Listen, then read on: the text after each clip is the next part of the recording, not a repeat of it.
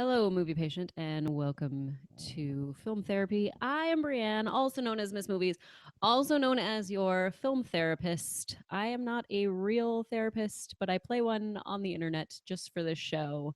And as always, I have a patient on this episode, or on this session, I should say. And my patient for this session is Robert Butler III, Hey, also hey, known as RB3. hey! Thanks for having me. Thank Hey, you, thank you. you're welcome. I want to let you know, which I didn't tell you before, is to keep it up to your mouth. And if you turn your head, you have to move it too. Okay, sorry. Because, yeah, Yeah. that's how the microphone works, ladies and gentlemen. And I totally forgot to prep Robert for that. And so I apologize for telling you all now. No, I'm sorry. That was my bad. Yeah. It's not your bad. It's just different. It's like a learning curve for people that come on the show, Okay. right? Right, right, Yeah. right. Anyways, so hey, this is film therapy. Robert, why don't you tell? Should I call you Robert or should I call you RB3? What should I call you? Call me whatever you want. Okay. Oh, Yeah. wow. All right. There's so many different things I could call you right now. Call Like, let me think. Let me think. Oh, Wanger. I could call you me Wanger. a wangers. Hey, there That's we right. go. So why don't you tell the audience, the people that are in the waiting room, the other patients, who you are, what you're about, why you're here, all that great stuff, how we Right. know each other.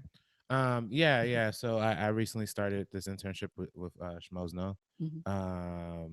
back in April of last year, and we know each other through actually the Schmodown, right? I mean, Right? The Schmodown. we competed against each other, where you and Stacey Howard kind of abused me and Copster in the Not musical really. section. It was only like two. It wasn't an abuse. You Yeah, did great it was a decimation, because I think. you did great because when you kicked it over to like multiple choice, you knew what the answer was. Yeah, So yeah. there's that. And the I know we did the when we hit musicals, the first question was Sound of Music. That was I've seen Sound of Music once, so that was the reason why. Mm-hmm. And the thing is, it's funny, I actually love musicals. Yeah. Um, because I was in musical theater in high school. Oh, nice. So for that category, I thought it's not going to be too bad, but and we did all right, I guess. But there was Yeah. just a few questions in there that were just questionable. So It happens. yeah. Just, I mean, the same thing happened to us when we played Trek and we got sci-fi fantasy. Oh, So it and doesn't matter. you I'm guys just got like, the mixed bag, right? I Yeah. gave that to them and shouldn't have, but that's okay. You know what? You don't know what's going to be in there, and I would rather kind of like, I don't know. What if I am always like, what if we spin opponent's choice? Then like they're just going to give us the hardest thing too. If I just give them Natalie Portman or whatever. Right, right, Now right. the strategy would be just to give them whatever I think is the hardest. Right, right, But that's okay. It's all right. right. So and you also go to USC. We're Yeah. both Trojans. So Ooh, fight on. fight Fight on. on. We had a great Great win. Rose Bowl. I Yeah. know. I worked so hard to get us there, and You used to I you used to be always a love it. cheerleader, right? Yeah, I always love it when it's like, we won, and I'm like, I didn't do anything. Like, yeah, they all did it. Yeah. But yeah, No, yeah, it's great. And then Makuga obviously from Penn State right. and Scott Mance as well. Pretty upset about those losses, but yeah. At the least, it was a good game, and it came down to the end. Like Mhm, that's what I like to see mhm. rather than like a blowout, because then Right, that's kind of just like, all right, well, this was fun. But right, anyways. right. All right, so this is how film therapy works. This is a storytelling show where I ask my patient the same three questions anytime anyone is on. That is, what is a film that inspires you? What is a film that triggers a memory for you? Or a scene from a film that triggers a memory for you? Perhaps it's painful, could be happy. And what is a movie that helps you through difficult times? So, I started this show because I do suffer from depression, and I find that movies help me cope with depression. And want to let those people know out there that I'm not a therapist. Robert is not a therapist. If you are having an issue right now and you need help, please call your doctor or go to the hospital or call 911. Always have to give my disclaimer just in case because my show is called Film Therapy. So, are you ready to begin? Let's do it. All right. What is a movie that inspires you? My number one movie that probably inspires me the most is James Cameron's Avatar, Oh, 2009. okay. That's the movie that inspired me to go into filmmaking. I believe I was 7 years ago, so it was probably like 12, 13, something Okay. like that. And when that movie came out, that was really like life changing for me because as a kid, I always wanted to be an actor. I always loved movies.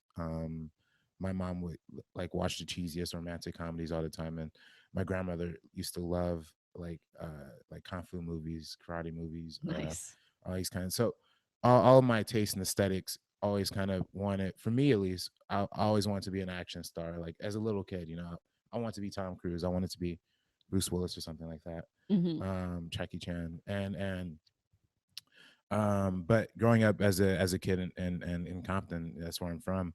My mom and my grandmother, they can never afford for me to like go to like acting classes or go to auditions and take off work to go auditions or like pay for meeting with agents and stuff like Right. that. So that was always kind of like a pipe dream when I was a kid. So in middle school, I ended up finding a fine interest in like math and science, um, and I was really good at math. Like I'm still really good at math. So at the time they were prepping me to go into engineering because that was a field obviously is still a growing industry here Mhm. in LA and everything. But I still always had like this fondness towards movies, and I always like going to movies and seeing movies a lot of times by myself because nobody else wanted to go.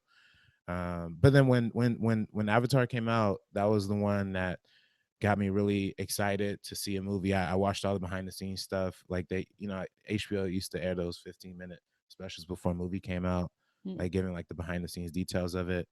And that movie was really game changing just for me watching behind the scenes stuff because it was like all the stuff I was looking at in like math and science and engineering. And but at the same time it was a movie, it was a cinematic experience. So then when I actually got to see the movie, I saw it twice. It was in January of 2010. I saw it twice in like within the span of like 3 days in IMAX 3D, and it was just mind blowing. And that's what really prepared me to try and pursue something in filmmaking and something like that. So I think that people forget, like, when there are special effects, that like a ton of math goes into that. And yeah, they just exactly. think like, oh, you just get on a green screen and you just like throw images up there, and it's like not exactly that simple. Even just to get to that point of having a green screen and being able to do all that is because of math and the things that we're able to accomplish with computer science and computer engineering as well. And I think that gets lost on just a casual viewer. Like Mhm. how much went into this, how many people actually produced this program to be able to do this is incredible. Right. So when you are making films right now, do you have like a lot of math that you feel that goes into it? I mean, you're working behind the camera and you have to work on like aspect ratio and things like that.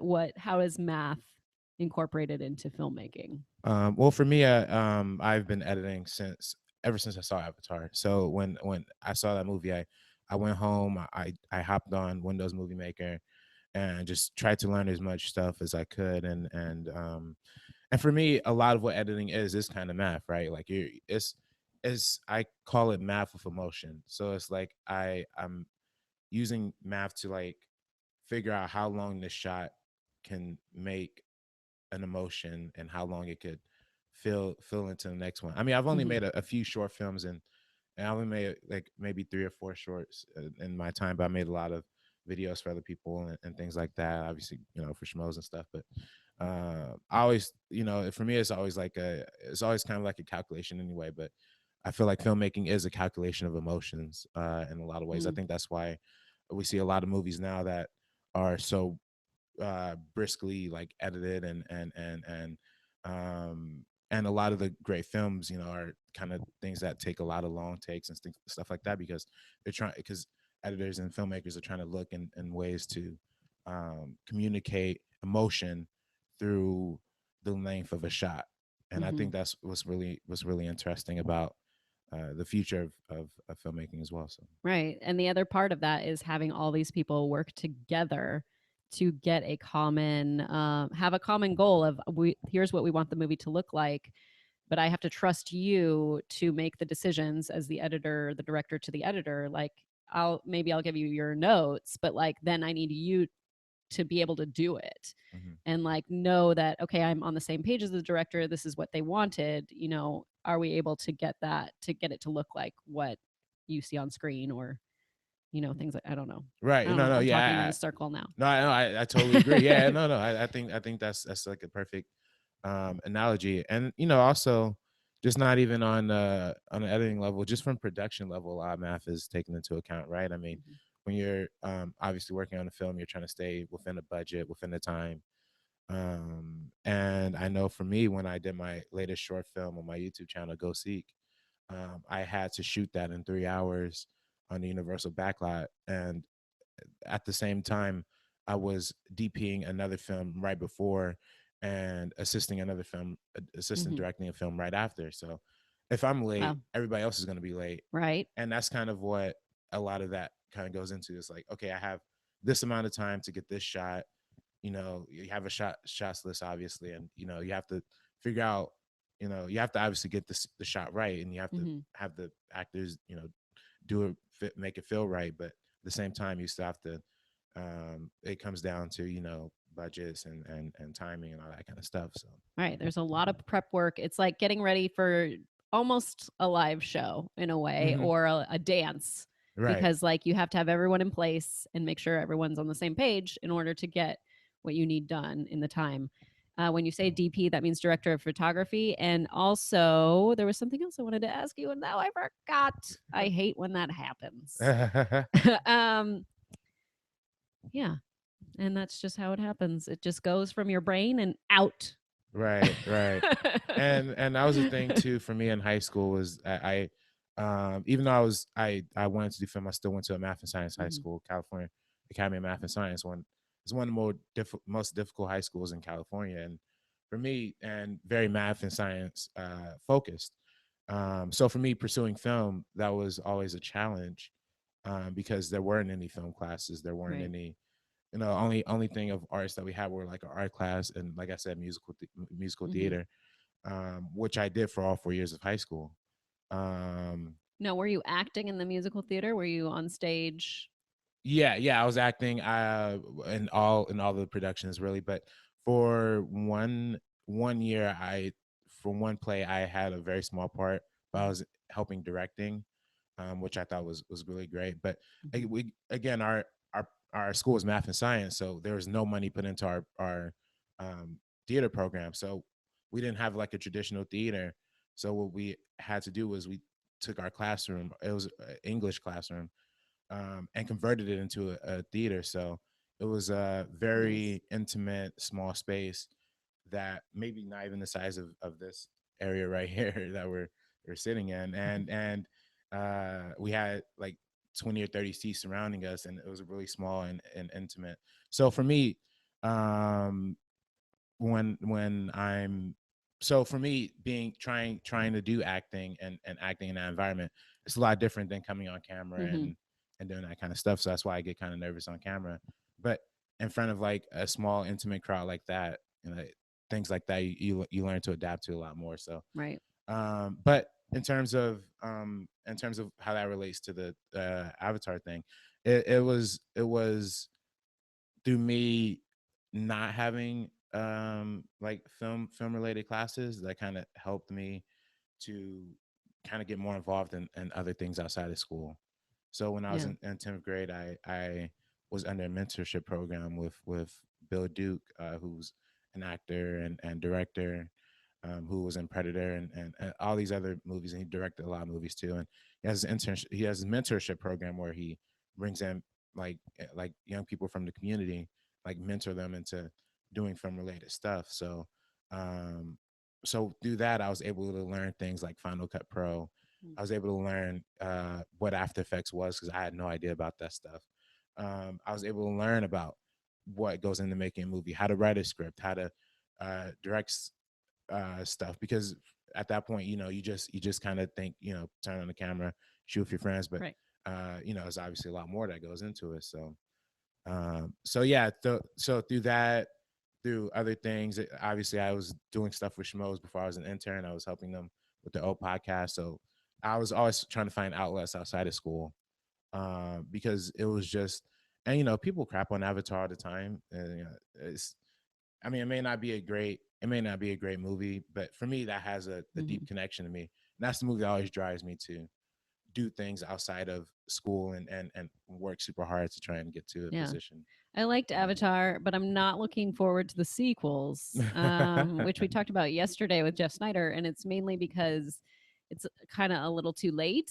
Mhm, Like my flame for Avatar is, slowly like going out. mhm. So it's just Yeah, I like, probably aged out of it, but I mean, look, James Cameron is the master of sequels, if you ask me, right? Aliens, he's incredible. He's Terminator incredible. 2, so maybe Avatar 2 would be good. Who knows? Let's go into our second question, which is what is a film or a scene from a film that triggers a memory for you? Perhaps it is painful, perhaps it's happy. Okay, I kind of have two answers. Is that okay? You can do whatever you'd like. Okay. For me, a painful scene was, and this is gonna sound like really weird and stupid, but for me, it's the scene where in Pulp Fiction, Hmm. where Jules and John Travolta are in that apartment, talking to those guys Hmm. and whatnot.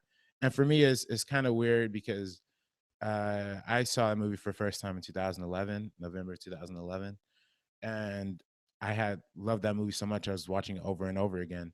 Um, and then like right around that time is when my great grandmother passed away, and she was like the closest person in my life to me, and that was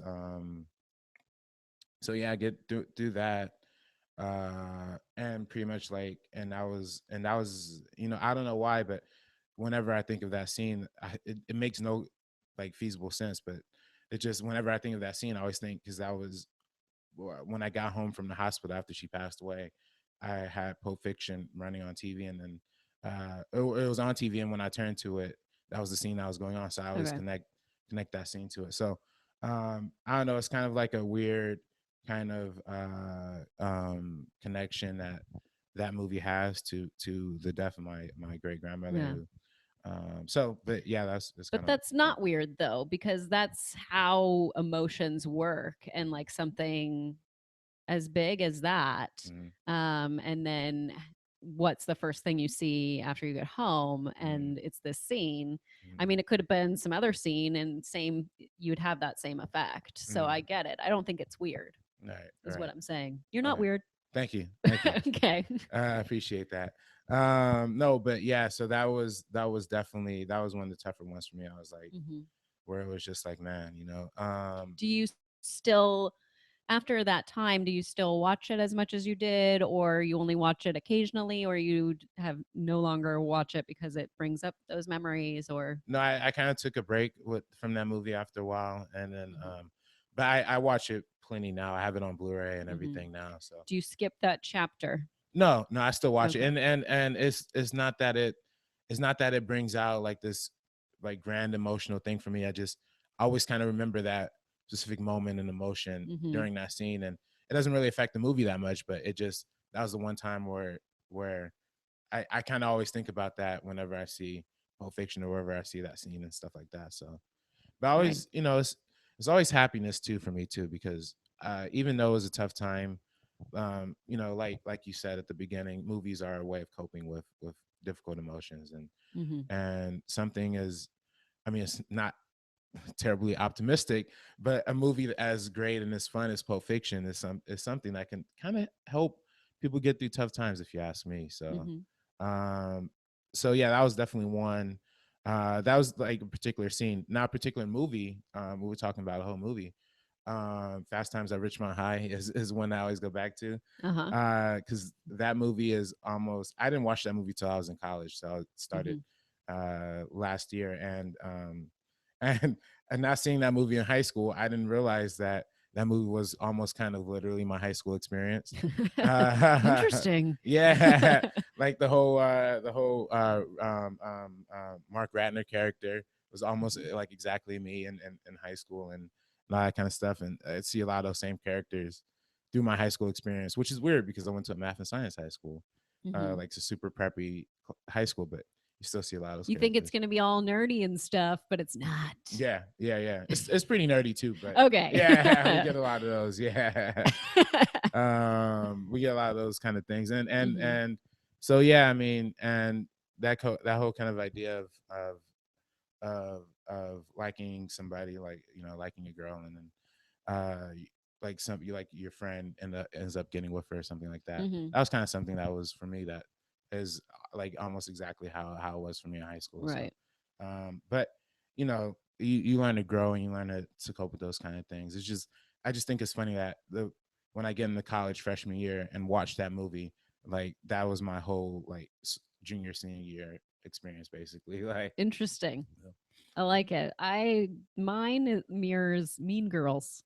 really, Yeah, that's kind of more. I mean, Mean Girls gets a little fantastical at times, but there's a right. lot of truth to that. I think because the book of Mean Girls was like more of a it's called Queen Bees and Wannabes. Uh-huh. So Mean Girls was based off of that book, which was kind of more of a tutorial of to like how to teach your teenage daughter, or how to, if you're a teenager and you're reading this, how to get through high school and notice that there's different cliques and things like that, and Mm. how you can survive in high school is Right. basically how it goes. And I'm like, yeah, it's totally I high school for me. was just watching Mean Girls on Christmas Day too. Yeah, Mm-hmm. like Yeah, I found Jingle out when I Bell was Rock. yeah. I love that movie so much, It's and great. I do like that they go through like the whole, year of school for them, and right, right, right. it's a fun one. Yeah. What let's get into our final question, which is, what is a film that helps you through difficult times? Definitely for me is super easy. It's Spider-Man 2. Okay, we're The talking Sam Raimi, okay, thank God. not the Amazing Spider. I that never one that even one puts saw me in those. difficult times. So yeah, no, I think that movie is a perfect microcosm of like melancholy Hmm. meets fantastical superhero elements. And for me, I'm just a gigantic Spider-Man fan in general. Okay, Not a lot of people know this. I mean, I my first comic book ever was a Spider-Man comic book that I read. nice. My first drawing I ever drew was of Spider-Man. The first movie I saw in theaters, I'm always embarrassed to say, is the first Spider-Man movie with Tobey Maguire. But the reason I never say that is because I had left halfway through because a 4-year-old RB3 Yeah, you left can't crying in handle. the theater You when Green can't Goblin came handle. on. Yeah. So um I get it. yeah, so for me that movie always, those original films always have a very deep connection to me. And and also in high school I was also in the dance club, and my performance, I had dressed up as Spider-Man and danced on stage. So Nice. I'm maybe one of the biggest Spider-Man fans ever, so for me, and Spider-Man 2 is just the perfect kind of 60s puppy dog love kind of example of what Spider-Man could be. Hmm. But it's also a very complex story about like going through um he kind of goes through like a depression kind of thing, right? I mean, he can't figure out what his purpose is in life. He can't figure out what he has to do as Spider-Man to to succeed. He throws away the suit. He doesn't have his powers anymore. So it's Yeah. kind of is ultimately like a triumphant comeback when the people he loves are in danger. And I mean, people in my life aren't terribly in danger, like like Hmm. Doc Ock hanging them off of a bridge or something. But Right. it's you kind of always, it's kind of, to me, I always related it back to, you do your best and you try your hardest for the people you love, and even if Mm. you're going through some tough times, you always try and connect with those people you care about. Now I know in the comic there's a time when someone takes over as Spider-Man. Right. Like like in Do the most recent, like Miles Morales kind of thing. Yes. Yeah. Would you want to see that on screen? Do you think that we're ready for that on screen? Is the other question. Yeah, I mean, I haven't really read too many Miles Morales's comic Hmm. books, only because I haven't read too many comic books recently. Hmm. But I would really be down to see that. I mean, having a character like that on screen, half black, half Latino, kind of this is kind of really 2016. I think that would be an Right. interesting approach to go forward. But obviously, Marvel's doing the Peter Parker thing still, Right.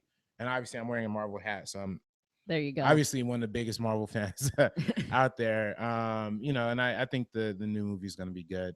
It's funny they're taking a lot of elements from the Miles Morales stories and applying them to Peter Parker, which I think is fascinating. But I'm very interested. I'll actually be very interested to see like a change of pace for Spider-Man. Yeah. We've already seen Peter Parker twice, and I love the original trilogy. I have it on Blu-ray. I said this on Twitter once. I watch that trilogy at least once every month. Even Spider-Man Wow. 3. I have Gotta memorize that dance scene. yeah. Hey, I have an unaffectionate love for Spider-Man 3. I know Hmm. it's a bad movie, but I like it. And Yeah, I like what's his name? Topher Grace. So yeah, I can't yeah. I can't be mad at it. I and I couldn't tell you how many times I saw that movie when I was like when it came out in Mhm. 2007. I remember opening weekend going to the local theater in like Paramount and waiting in line with me and my best friend Ryan and my grandmother went to take us. And we saw that, and then as soon as it came out on home video, uh they used to have you remember the PSPs, right? The PlayStation Portables. They used to have like Yeah. little cartridges for the movies, like Sony Right. movies, and I had that on my PSP. So whenever I would go to school, in elementary school, I would just like hold it under the desk, just watching Spider-Man 3 Nice. under my desk. How often were you caught? I was never caught actually. Yeah, Wow. yeah, That's impressive. yeah. I was really sneaky. I mean, those things were gigantic too. They were Mhm. big, like those.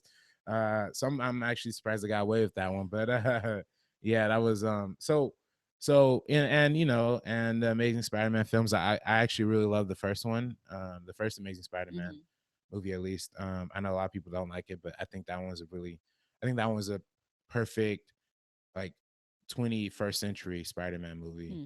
Um, but obviously the second one crapped the bed. And I didn't see either of them, oh, so I okay, don't know. okay, I don't know. And I'm not upset that I haven't. I feel like maybe I don't need to. right, right, I don't know. Something about Andrew Garfield trying to do an American accent anytime just really I'm like I just can't. I just can't. right, But I right, like him. I think he has that emotion right, and right, does well performance-wise, but right, I don't know what it is. I right, don't know what it is. right. Before we close this up, I want to open it up to chat. Anyone that's in chat, if you have a question for RB3 that you would like to throw out there, we can maybe take one or two before we get going. Um, yeah, I'm like Spider Man. I'm looking forward to Homecoming. Hmm.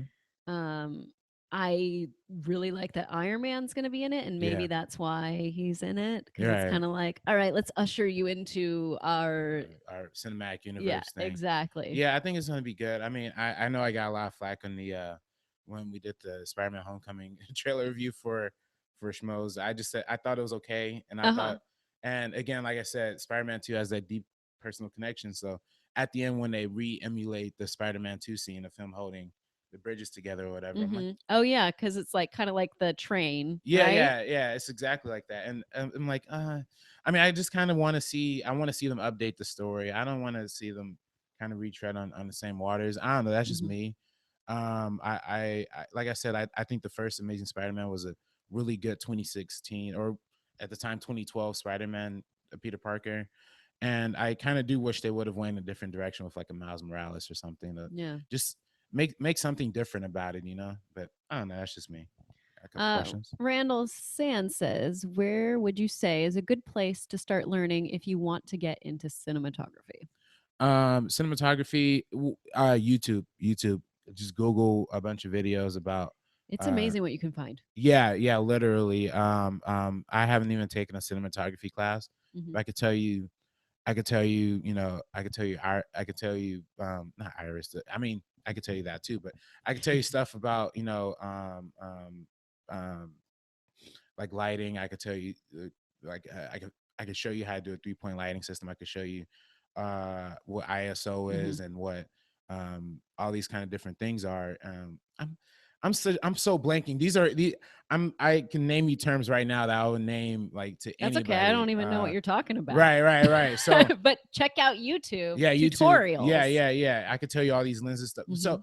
all that stuff I Yeah, literally learned from YouTube, and I just love it. watching a bunch of YouTube videos and stuff like that. So YouTube is great. I learned how to do makeup on myself all on right, YouTube. yeah. So I'm very thankful for YouTube. Let's there is a question that I saw here. What is the role of an intern during the Schmoes live show from Mr. Brace Girdle one? I hope I said that right. Okay. Intern. I mean, my role has kind of changed over. It's just slightly changed. I kind of feel like um for me as an intern, I come in and I work the live chat. So Mhm. a lot of times I'm reading the live chat, reading the because there's two chats. There's a YouTube chat, a Facebook chat, Oh wow. and I'm usually just monitoring those. Moderating if needed. Moderating, yeah, and whenever something comes up, if somebody needs some water, obviously get them Yeah. that. Somebody needs something, help set up when I get there. I'll tear down when we leave. Now that Brian's there, it's a little different. Brian takes a lot of pictures. He Mhm. also helps with the audio, Nice. and stuff like that. So my role is, and for me too, I help them with the video. So if there's a time where somebody needs, or if they need to cut a segment out of the show to like put on the channel individually, I might do that. Shoot behind the scenes Yeah. stuff, obviously that and stuff like that. So It's a lot of stuff. right. I want to do one last question and I'm going to answer it. Dylan Hunt says, where are some good places to eat around Burbank? Let me tell you one place, Dylan, the only place you need to know. It's on the corner of Hollywood Way and Magnolia, and it is called Porto's. I was just gonna say that. That's like I'm like, I Say have that. chills right now just thinking about it. And I might go there today. It's the best ever. It's a Cuban bakery.